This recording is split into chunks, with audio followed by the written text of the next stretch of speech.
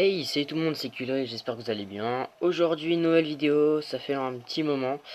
Aujourd'hui, on est sur Zelda Breath of the Wild, comme vous avez pu le voir. Et aujourd'hui, comme vous avez pu le voir dans le titre, on va voir 3 astuces pour gagner masse rubis, du coup, sur Zelda Breath of the Wild. Je commence direct par la première technique qui va pas être très compliquée. Ça va vraiment être très dur. Il va falloir aller vendre des chutneys de fruits. Donc les chutneys de fruits, qu'est-ce que c'est? Ce sont des plats qu'on prépare avec 5 pommes. Voilà, juste là, c'est ça. Désolé encore une fois pour la qualité vidéo qui est pas ouf du tout. Du coup, ça va se vendre 50 rubis, ce qui est plutôt pas mal. Donc pour ce faire, il va vous falloir prendre 5 pommes. Voilà, hop, les pommes. Tac, je passe. Chutney de fruits, voilà, qui régène 5 cœurs du coup. Et je vais aller voir un marchand. Il y en a un là. Alors, achète-moi un truc. Hop, on va du coup dans les plats. Et vous voyez que le chutney de fruits, ça fait 50 rubis. Ce qui est pas mal du tout. Hop, je vais vendre le petit deuxième. 116 000 rubis. Ouais, ah, c'est pas mal.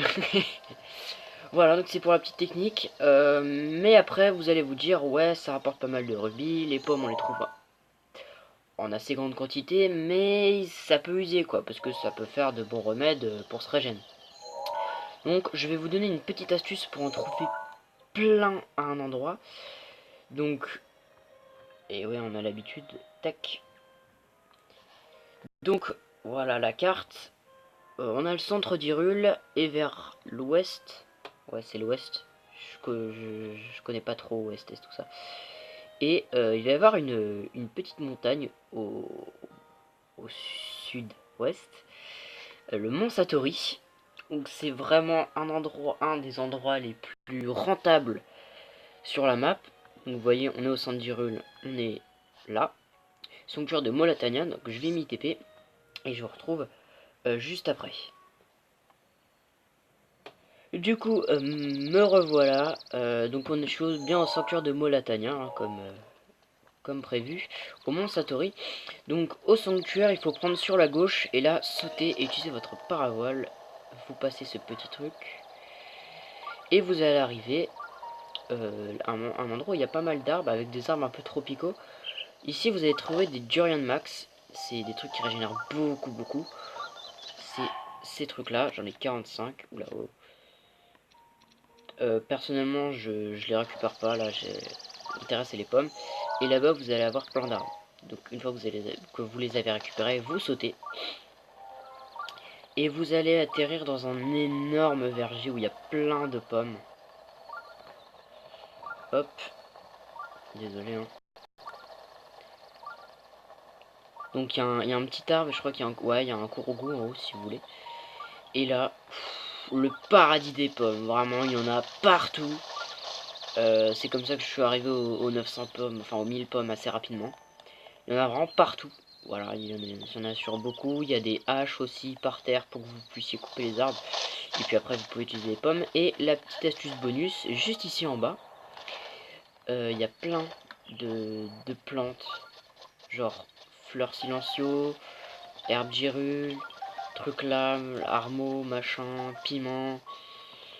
Il y a de la carotte, il y a des trucs volt. Et il y a un Korogu là dans l'arbre, c'est un petit gland je crois, il faut tirer dessus, paf, avec une flèche, et il y a un Korogu qui va apparaître. Voilà, franchement il y a plein de trucs, donc c'est juste en dessous, par là. Et du coup on se retrouve pour la deuxième astuce. A tout de suite. Alors pour la deuxième astuce, on va se retrouver vers Firone, en plein cœur. J'ai toujours le bec de joystick, je peux pas dézoomer là, c'est génial. Donc on va voir le centre d'Hyrule, voilà, parfait, le centre d'Hyrule, Necluda, on va voir Firone. Donc dans cette région, il y a le lac Ilia vers l'ouest. Et vous allez avoir un endroit où il y a pas mal d'eau. Donc je zoome, il y aura un petit relais. Et c'est tout en haut de toute la chaîne de cascades, le lac de Fasup. La grande cascade, il y a un sanctuaire derrière cette cascade, donc prenez-le, remontez la cascade avec l'armure Zora, et puis vous allez arriver au bout du lac, faites le tour. Alors, moi je vous conseille, parce qu'il vous faudra poser un feu de camp, j'essaie de recalibrer un peu tout ça, tac. Je vous conseille de vous mettre dans la grotte là-bas. Le problème c'est qu'il y a pas mal de trucs électriques et moi je vais le faire qu'une fois, donc c'est pour vraiment être posé, parce que on va falloir passer pas mal de jours. Et puis pour la pluie, voilà, c'est mieux d'être là-bas. Donc vous allez mettre le matin, il va vous falloir un arc, plusieurs arcs, parce qu'il risque d'y avoir, salut, des problèmes avec la durabilité de l'arc, et puis il va vous falloir pas mal de flèches, yes. Faites gaffe à la lune de sang aussi si vous êtes dans la grotte.